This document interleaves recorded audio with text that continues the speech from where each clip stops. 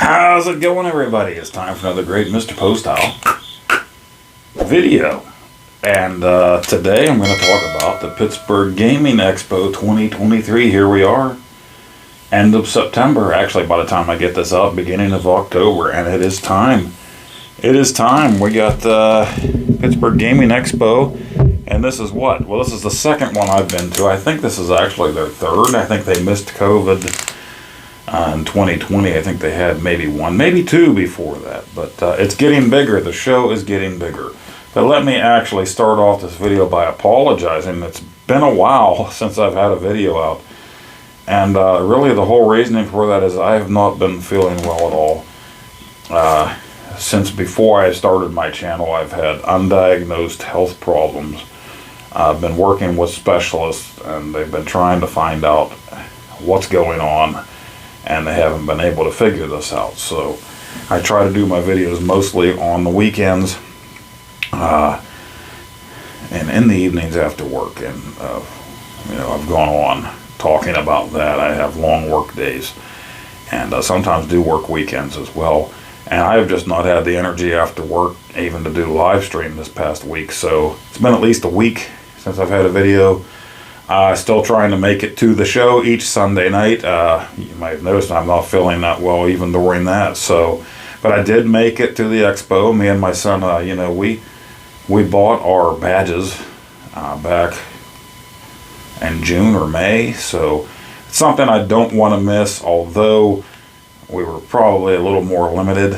What drove us down there, and we spent the time that we could there, and he was happy with the time. He just wanted to get in and buy what he wanted, his handheld stuff, and get in there and buy that. And I bought what I wanted. We walked around and we looked at stuff, and then of course you have all of your games to play, and it's a mix of tabletop type stuff. That's not really our thing so much, but the arcade cabinets, of course, and then pinball. And this year they really had a lot more pinball than normal, or than they had last year, way more than they had last year.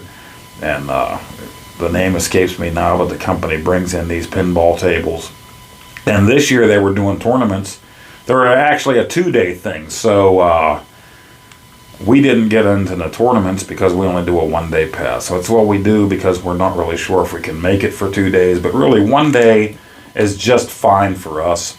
We go in, we buy what we want to buy. That's the big thing, really, for my son mostly. Buy what we want to buy, and then play the arcade cabinets and kind of move on and get out. And the arcade cabinets are great. A lot of great stuff. They had a tapper there this year, which, if you watched my video on our vacation, we got to see, for the first time for me ever, to see a tapper in real life. Now, this was the second time, just a month or so later. Got to see one. Didn't get to play it today. There were people there. I wasn't feeling well. Didn't stand in line to play it. But we'll get into that. But this was exciting for me to get to go here. And then after I talk here, I'll just have video of the different things we saw. Didn't shoot a whole lot. Didn't have a lot of memory left on my phone, unfortunately. But this was more exciting to me because I got to meet Phil, Mr. Retro Bliss, my buddy who I've known for almost 2 years now. We actually met in the chat of a live stream of another YouTuber. Got to know each other. It's been almost 2 years now. And I've been a guest on his channel. I don't really do a channel where I have guests, but he's certainly been in the chat on my channel. And he's had me on to interview me once he got to 1,000 subscribers. And he nominated me for YouTuber of the Month. And he has been a great friend to me. And he's introduced me to a lot of great homebrews for the older consoles. And we text each other, we message on Messenger. And he has always been a really great friend to me. And I finally got to meet him. And I got to meet his lovely wife today. It'll be probably yesterday, whenever I get to edit this video. I got to meet him in person, and what a great guy, and I consider him a great real-life friend. And like I said, we're friends on Facebook as well. And he has a great Facebook group for his channel. he does high score challenges each week, and he'll send out little things to the winners of those high score challenges and stuff. So if you don't already subscribe to Retro Bliss, go and subscribe now to his channel. But it was so cool getting to meet him, and the man that you see on that YouTube channel, that is the man that I met. I mean, really cool. And one of his subscribers was actually there, and Cannabis Kid, met up with him. He lives in the area, and I got to meet him as well, and he was a really cool dude as well. So, and I got to talk with him a little bit. Another great thing that I got to do was meet up with 8 Bit Milli again, and I met up with him last year, and this year I got to buy one of his homebrew games in person, Dragon Chalice, which is really cool. I didn't get to play it yet, and I've seen other people play it on YouTube, and I follow him on Facebook, 8 Bit Milli Games, and I have bought other games from him, like I said before, especially that Atlantis and Demon Attack combo cart that he has for the ColecoVision. Absolutely love it. Check back. Well, earlier this year, I did a kind of review on it. I don't usually really review, I just play games, but loved it because I love Atlantis so much. But, like I said, I met him last year as well. But bought Dragon Chalice for the 2600 off of it, and I have it right here. So, I haven't opened it yet. But also, he had a thing going, and this is a cool homebrew. We'll be playing it on the channel for sure. But he had a thing going where if you had a picture of yourself with your ColecoVision, he made these. These are power rings, and these are to fix the directional contacts with your original ColecoVision controllers. You open it up and you put this in. When you move the joystick, you're going to make better contact with these power rings. If you had a picture of yourself with your ColecoVision, he would give these to you for free at the Pittsburgh Gaming Expo. So I had a picture of me, and I showed it to him, and he's like, there you go. Really great guy. He makes some great home brews, and he also has his own club going. So check him out as well. He is on the Facebook, and he has his own channel on YouTube as well. And just a great down-to-earth guy, and he lives nearby as well, Pennsylvania area. And so he was the first booth that I went to. I wanted to make sure I got in there because last year, the way it was set up and the way I went around, it ended up being the last booth that I made it to. So I wanted to make sure I spent my money where I wanted to spend it. And like I said, he's a guy that I've been following for quite a while. Great home brews. So I made sure I met up with him. And that's where I spent my first dollars today while I was down there.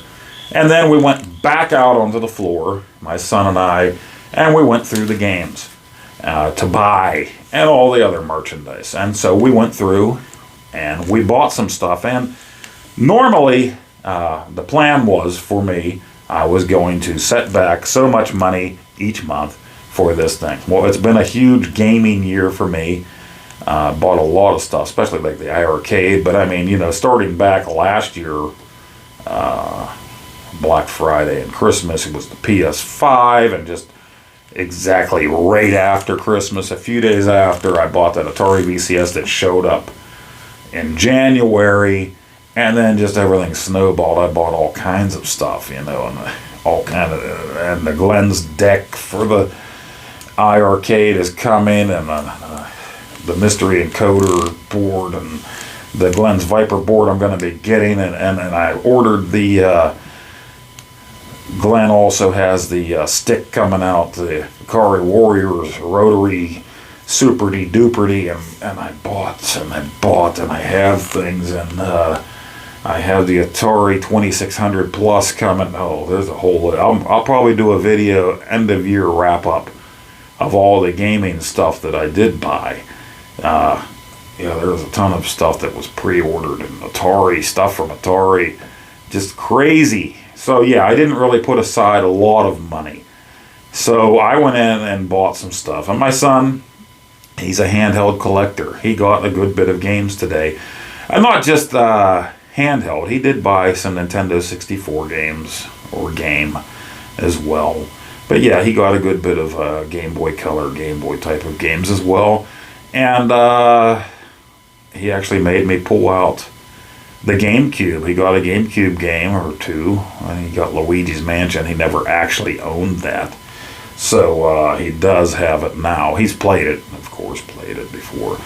But the GameCube, I used to have all of my consoles out and hooked up and ready to go, and actually I just wanted to start cleaning some stuff up. So I put the GameCube away because we were playing some of that stuff on the Wii, but he wanted to play it on the actual GameCube once he got it tonight. So I was in there messing around and digging and pulled that out.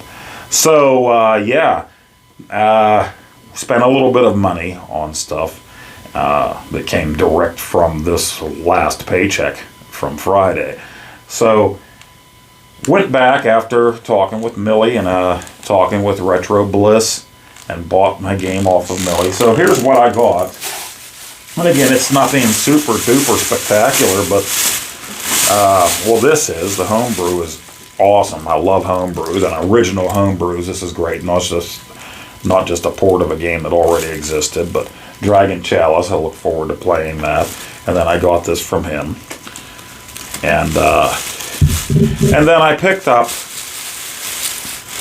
make sure this has somebody's name, Graham. I got your game, Graham. You can't have it back, Graham. I got California Games for the NES for no other reason other than Gaming Road Warrior, Mike, my good buddy, he was out and about, and he bought me California Games for the Atari 2600 and sent that to me. And I never had it for the NES. And so I just thought, well, why not? Why not buy this since Mike sent me this for the 2600? So why not? So California Games by Epix, meet California Games by Epix, Milton Bradley. Why not have them both, right? So I went ahead and did that.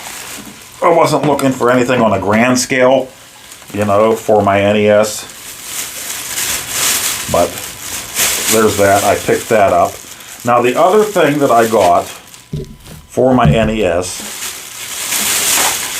I thought I owned this. I thought I owned this for 100 years. I know I rented the heck out of it, loved it. One of the tough, I know, we talk about Nintendo tough. It's a tough game.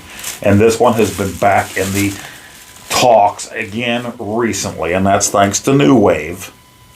New Wave. And that's a video that I've been meaning to get to. It's not officially unboxed here. I have here from New Wave and Replicade.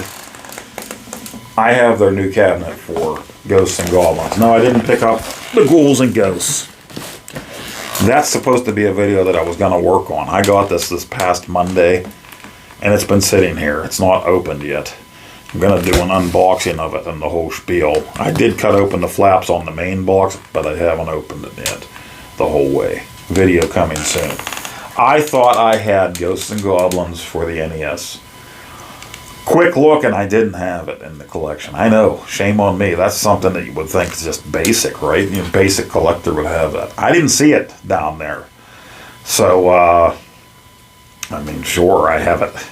The ROM, and I borrowed it and rented it a zillion times as a kid and played it, taking turns with buddies. But, okay, now the strange thing is, and I'm not really sure about this, but although the arcade cabinets at the Pittsburgh Gaming Expo this year seemed like they had a lot more, and the pinball tables definitely were a lot more. It seemed like the vendors, maybe there wasn't as huge of a selection, especially on things like ColecoVision, Atari 5200, and Intellivision. I did see some, but it seemed like there was more last year. Maybe I'm just wrong about that. And even NES. There were a lot of NES. But I only saw 2 copies of this while I was there. And this is what I was specifically looking for because I knew I just wanted to have it for my unboxing video there. I saw one guy did have it. And it was cracked right across here. I mean, it was cracked the whole way through. And the guy even said that. He said, I said, do you have Ghosts and Goblins? Because I'm looking through his bins. He's like, I have one copy. He pulled a bin off of a bin. He said, it's cracked. And I'm like, okay, yeah, I don't want it. He's like, well, at least I was honest with you. I'm like, well, yeah. Yeah, you were, and that's cool of you, but I mean, it's obvious as well. Once I looked at it, I was going to see there was a big crack. And he was only charging like $7 for it anyway, but I mean, so then I looked around.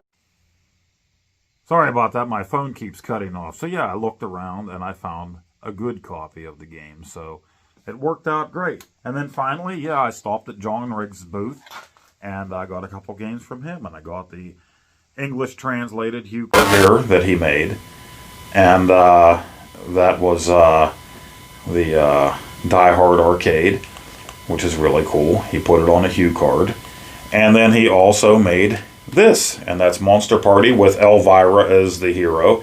He didn't make the ROM. It has the Universal Monsters, but he put the ROM on a cartridge. So really cool. And John Riggs is every bit as cool as he is in the videos that you see. Very nice man. So without further ado, here is the Pittsburgh Gaming Expo. Alright, so this is it. Monroeville, Pennsylvania. And this is the Pittsburgh Gaming Expo 2023. Games as usual, right? The hustle and bustle, everybody looking at everything. Let's take a look and see what we can see. Just looking for a Ghost and Goblins.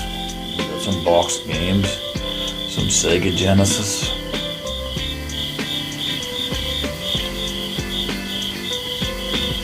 Let's see what we can see. Some sleeves for some NES. I don't know what they were going for. Ask, didn't see what it said. N64 games, my son did find something in there, I don't remember what. There's a top loader, I was going for 100 something. Now something I did notice is that the Famicom games seem to have gone up, at least at the convention. Now I know these guys have their own real stores, brick and mortar stores, so they can't be giving them away for free. Used to be though, you could get a bag load of these common Famicom games for dirt cheap. And now these things have caught on in popularity, so they've gone up in price. I didn't grab any of them. Last year I did get a bag of commons for next to nothing at the Pittsburgh Gaming Expo. I didn't take any of them this year. They've gone up. I mean, comparable to NES games anymore, in my opinion. Used to be, if you couldn't get the NES version US for a reasonable price, you could really get it for dirt cheap for a Famicom version of it. And it seems like people have caught on to that now. So, may not be really the way to go anymore. Look at that price, 170 something for a box copy of Montezuma's Revenge for the 2600. Looks like everything's there, a little beat up, but I haven't checked price charting. Maybe that's going price for Montezuma's Revenge. These are always the unlicensed games. I have that. I don't have this one. I almost picked that up. King of Kings, the early years. I always say I'm going to grab those and then I don't. But, Hudson Hawk, hey, Bruce Willis. I went to the theater to see that movie. I still don't have the NES game with that. But, Fantasy Zone, hanging unlicensed game. Didn't grab it. Here's something Gaming Road Warrior loves. Instruction manuals. And I didn't go through all those. My son wouldn't have waited for me. I would have still been there if I looked through all those. And I was playing with my Pokeballs there. Haha!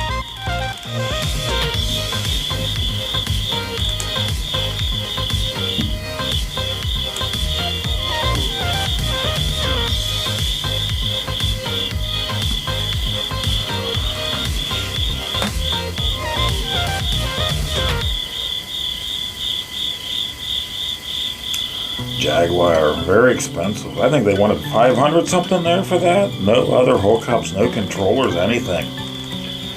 I don't know, man. I always wanted to add that just because I love everything Atari console for my collection, but it just keeps going. Those were interesting. Old Atari t-shirts, or t-shirts in general, Ms. Pac-Man, interesting. Very interesting. Love the looks of those. And there you have your Pac-Man. It says they were tested and working. Now, my son did buy that $50, that Game Boy. He loves his handhelds. He doesn't have an original Game Boy. Well, he does now. He has that. Never had an original Game Boy before. And I think that looks like Dawn Adams from Get Smart, so that's why I shot that video. Never saw that before. So, Pac-Man, Ms. Pac-Man, like from the old animated series, had to get a shot. Perry Mason, some kind of board game for Perry Mason. Thought that was interesting. An Atari 400 or 800 or had said it had games. And here was some wrapped cards for some reason on the showroom floor. So I just shot random video. There's some more coming up. And John Riggs' table was down there. We had just met him right before that. Bought some games from him.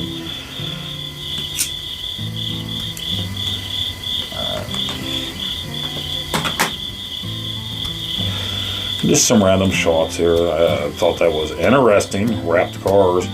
And there was the Ghostbuster guys with Stay Puft Marshmallow on there. We didn't stop at that booth. I don't really know what that was all about. But there was Egon, I guess. I don't know.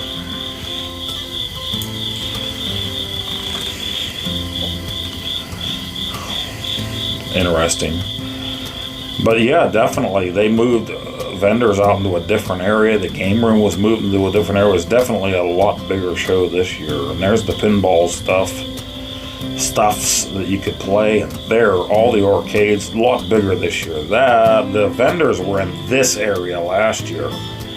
So that's how much bigger it was this year. The games were moved out to this area because there was so much more to play this year than there was last year. And it was interesting because they had all of these games, pinball machines on this side, and the same ones were on the other side roped off for the tournament. So that was a great idea. I'm glad they did that. I was afraid that they were going to have pinball machines roped off for the tournament and say, sorry, you can't play unless you want to do the tournament. But no, they had them roped off for the tournament specifically. Same games on the other side. Kangaroo, love that. Sorry, got to talk quick here. Joust, Cubert. Classics.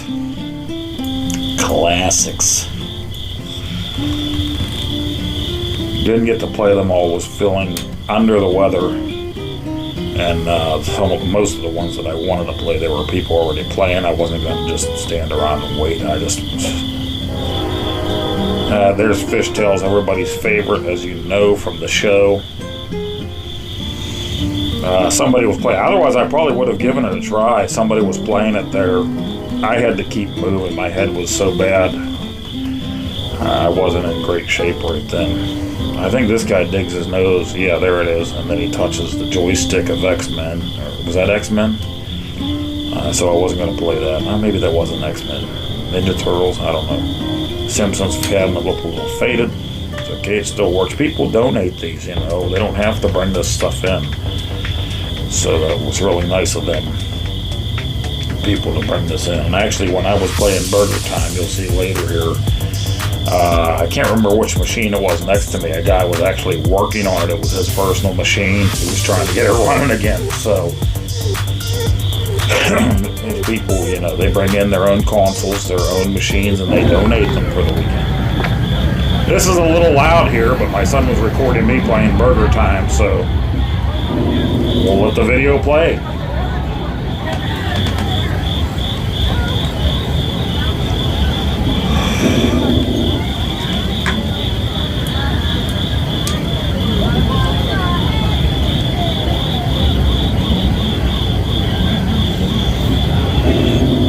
And I threw it the wrong direction.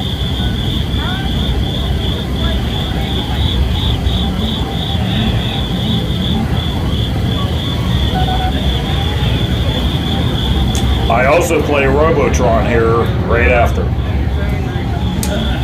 Didn't get to play Tap, but it was there.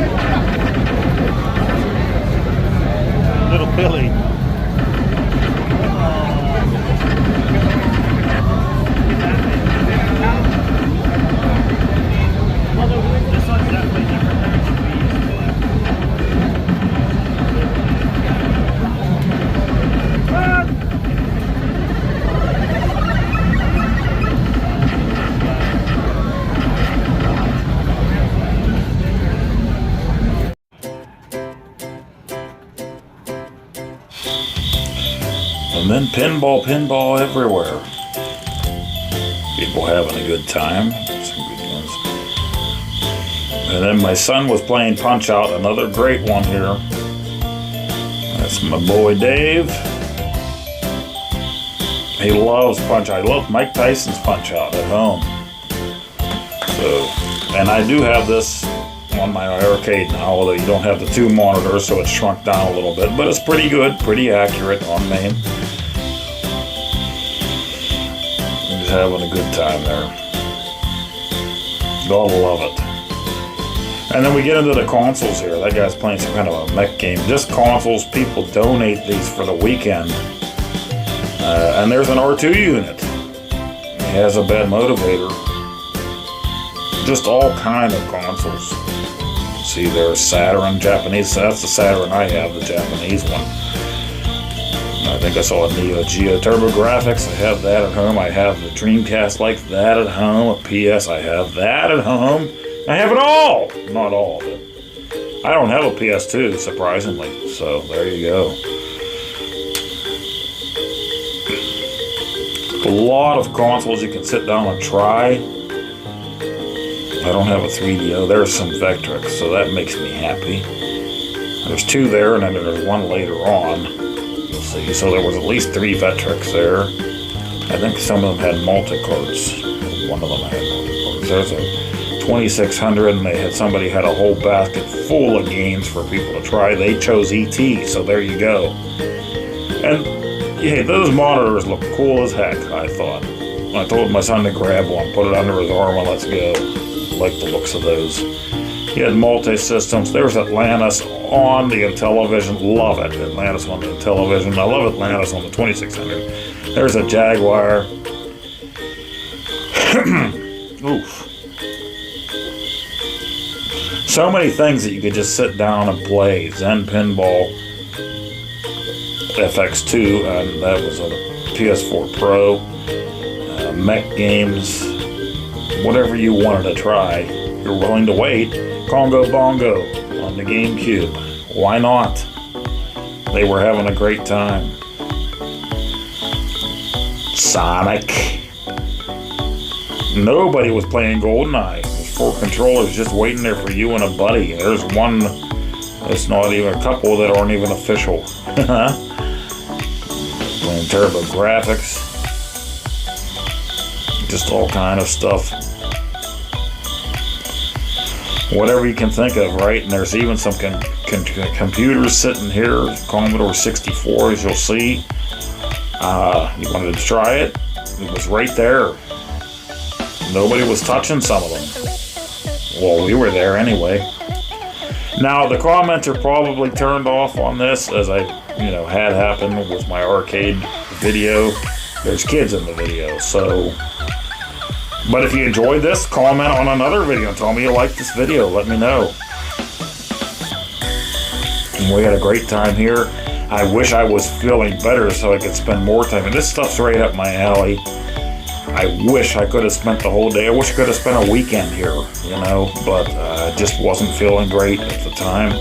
Loved my time meeting Retro Bliss here. 8 Bit Milli, and it was really cool getting to finally meet John Riggs, because I do enjoy his videos so much for the past I don't know how many years.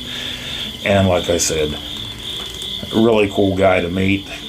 Just the same guy that you see in the videos. And the same with Retro Bliss. Phil, you're my brother, man. Awesome. Yeah, so many games to play. You could spend forever here. And they were open from 11 in the morning till, 11 at night. So you could have spent all day here. But once, there you go. 5200 playing Robotron. I have that at home, so. And I have the thing that holds both analog sticks like that, so I didn't need to play it here. 7800. Look at that. That little screen. That's pretty wild, huh? They set that up. There's another Vectrex, so you got that going. Arcadia. Sega Master System. It's just fun. Things that maybe you don't have in your collection There's a few things here that I don't have in my collection. I have so many things in my collection that I can't even play anymore. So. And then we have the live music at the end here. So live bands.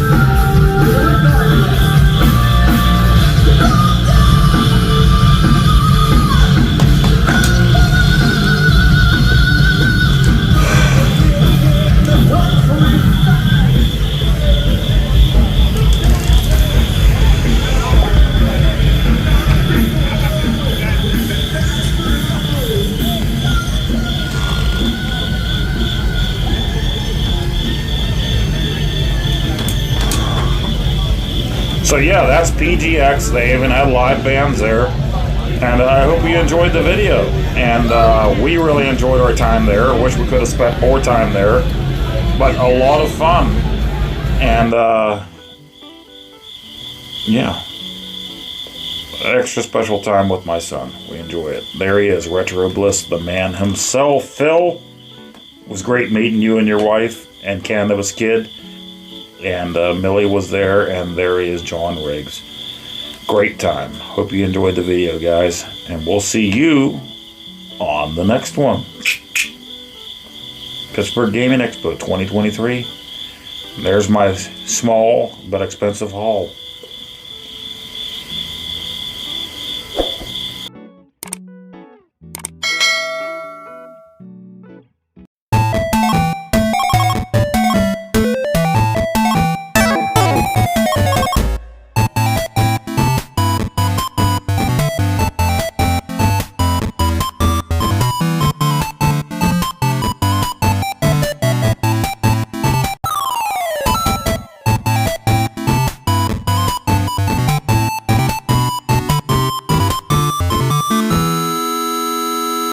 Oh, Nacho. Come here, Nacho.